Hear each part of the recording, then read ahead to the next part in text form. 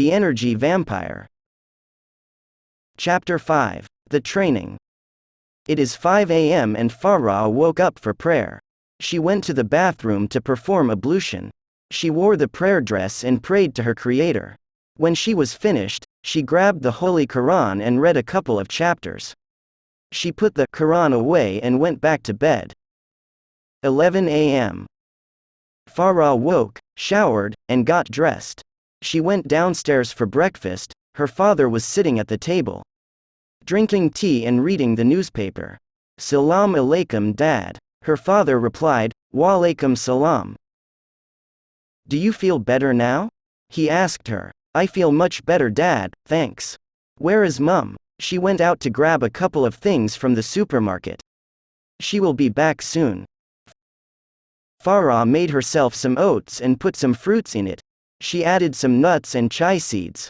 The doorbell rang and Farah went to get the door. There was the mystery girl again from last night. "I thought you said 9 p.m.? "Yes. It's still 9 a.m. But I need to give you an overview of the plan. Can I come in?" Farah allowed her come in.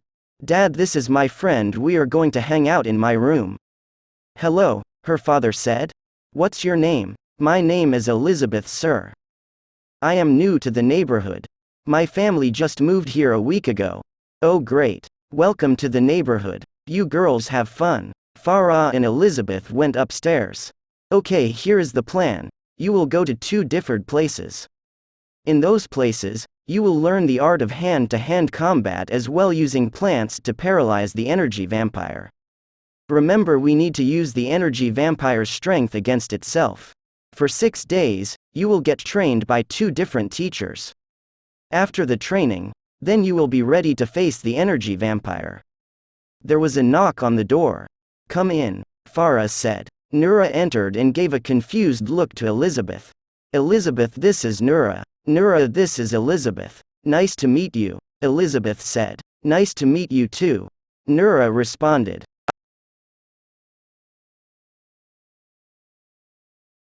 "I will leave you 2 alone.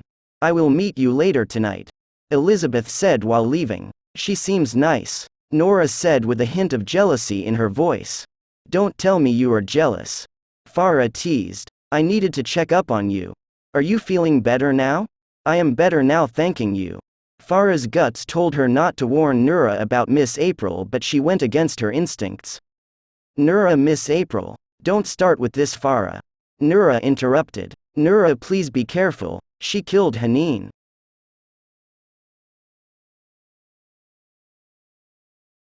"Haneen is missing, Farah. You can't go around accusing people of murder.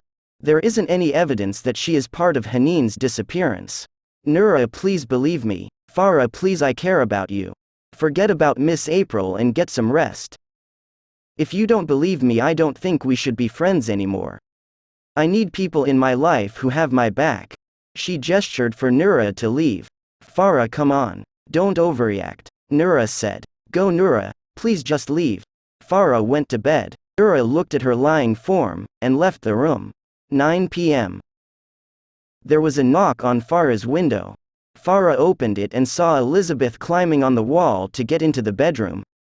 Farah let her in and she jumped in with a backpack. "Are you ready?" "Yes, I am. Let's go," Farah said. A girl that literally resembled Farah climbed into the room. "Hi, I am Jane. Don't worry, your parents would not notice you are gone." "Let's go," Elizabeth said. Elizabeth drove Farah to a lake within forest. "This is the wormhole I was talking about earlier. It is the gateway to the different places you will travel to. The first place you will go is Arabia. You will be trained by Hannah." Farah entered the lake. It started to swirl and Farah started to panic. "Don't panic, let the water guide you." Farah calmed down and closed her eyes and the water swallowed her.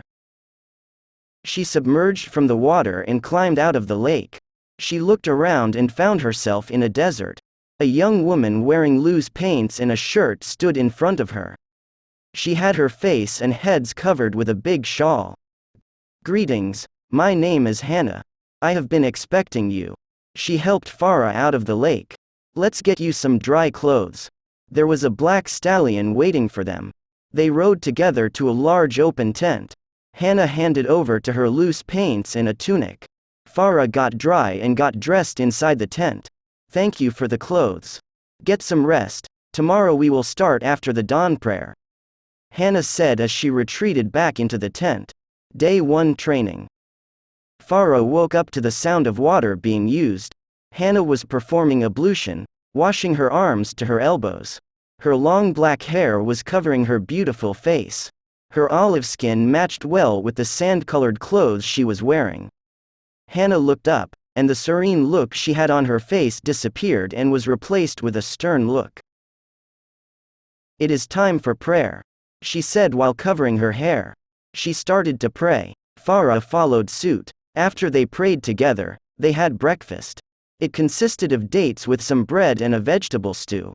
Farah sat in silence as she observed Hannah. Keep your hands up. Your enemy wants you to lower your guard, Hannah said as she proceeded to throw blows at Farah. She kept on failing into the sand. Then she started to taste her own blood in her mouth. The blows were painful. Her entire body began aching.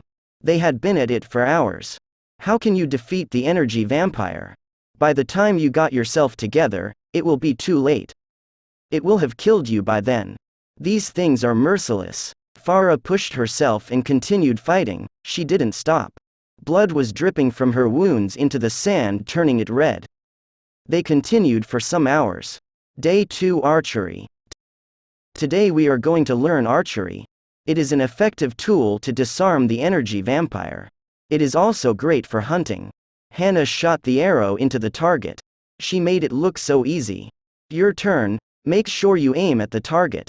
Farah shot the arrow into the sand. The second attempt was near the target. You need to focus. Visualize the target in your mind. Farah closed her eyes and released the arrow. It was a bullseye. The arrow hit tight into the target. Great work, now let's see if you can shoot at this. Hannah pointed to the date palm tree. It was about 20 feet high. I want you to shoot at the top of the date palm tree. You are joking, right? Farah said with a shocked look on her face. Do I look like I am joking? Hannah grinned. Farah shot again and again as she kept missing the target. She listened again to Hannah's advice and visualized. She finally hit the target. Hannah hugged her from behind. Congratulations. They wrestled in the sand. Use the sand to temporarily blind your enemy. The following days they practice hand-to-hand combat. Farah was becoming better at it. Hannah also taught her horse riding. You need to gain the trust of the horse first by showing kindness. Take care of the animal. Then it will allow you to ride it. You need to become worthy for you to ride it. The next day, Farah groomed her horse until she got its trust. She rode the horse. She was overjoyed and felt alive as she rode the horse through the desert with Hannah beside her.